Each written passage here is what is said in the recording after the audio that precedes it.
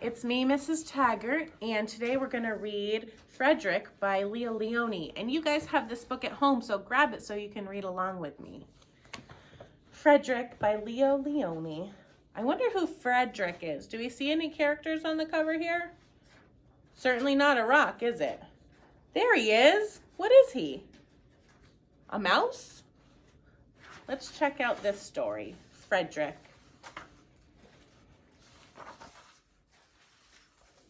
Frederick by Lionni.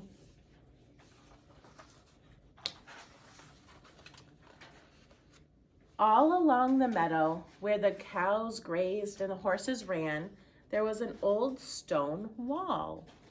Have we seen walls like this around our town? I have. Maybe you have one where you live.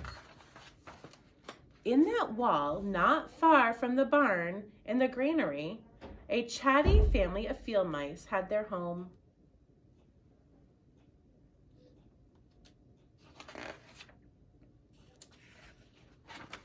But the farmers had moved away, and the barn was abandoned, and the granary stood empty.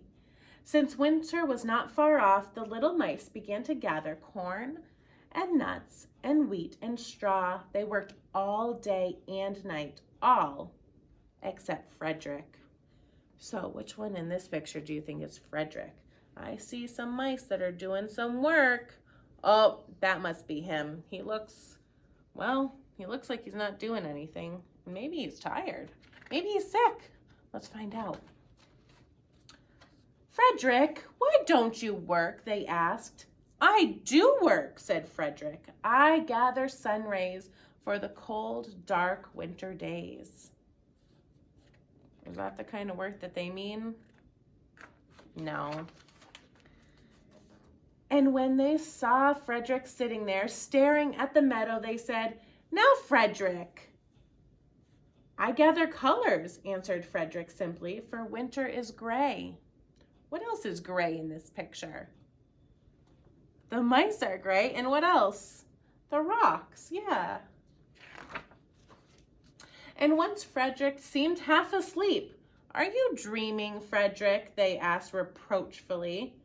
But Frederick said, Oh no, I am gathering words, for the winter days are long and many, and we will run out of things to say. Do we think that that's work? The winter days came, and when the first snow fell, the 5 little field mice took to their hideout in the stones.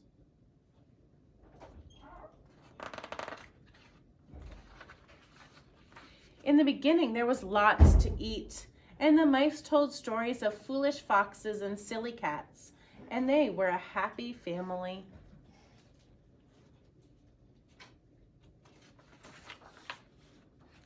But little by little, they had nibbled up most of their nuts and berries. The straw was gone, and the corn was only a memory. It was cold in the wall, and no one felt like chatting. Do we think Frederick's work is going to come through here? Let's find out. Then they remembered what Frederick had said about the sun's rays and the colors and the words. What about your supplies, Frederick? They asked. Is Frederick going to come through for them? Close your eyes, said Frederick as he climbed on a big stone.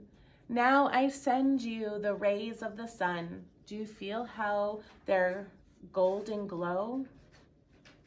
And as Frederick spoke of the sun, the 4 little mice began to feel warmer. Was it Frederick's voice? Was it magic? What do you think it was?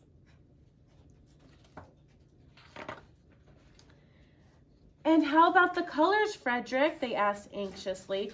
Close your eyes again, Frederick said. And he told them of blue periwinkles and red poppies, and in the yellow wheat and the green leaves of the berry bush. They saw the colors as clearly as if they had been painted in their minds. Maybe Frederick was working after all. And the words, Frederick? Frederick cleared his throat and waited a moment, and then, as if from a stage, he said, Who scatters snowflakes? Who melts the ice? Who spoils the weather? Who makes it nice? Who grows the four-leaf clovers in June? Who dims the daylight? Who lights the moon? 4 little mice who live in the sky, 4 little mice like you and I. One is Spring Mouse who turns on the showers. Then comes the summer who paints all the flowers. The Fall Mouse is next with walnuts and wheat, and winter is last with cold little feet. Aren't we lucky the seasons are 4? Think of a year with 1 less or 1 more. They all applauded, but Frederick, they said, you are a poet. What is a poet? A person, or in this case, an animal who writes poems. Frederick blushed and took a bow and said shyly, I know it. Oh, I love this book. Frederick by Lionni.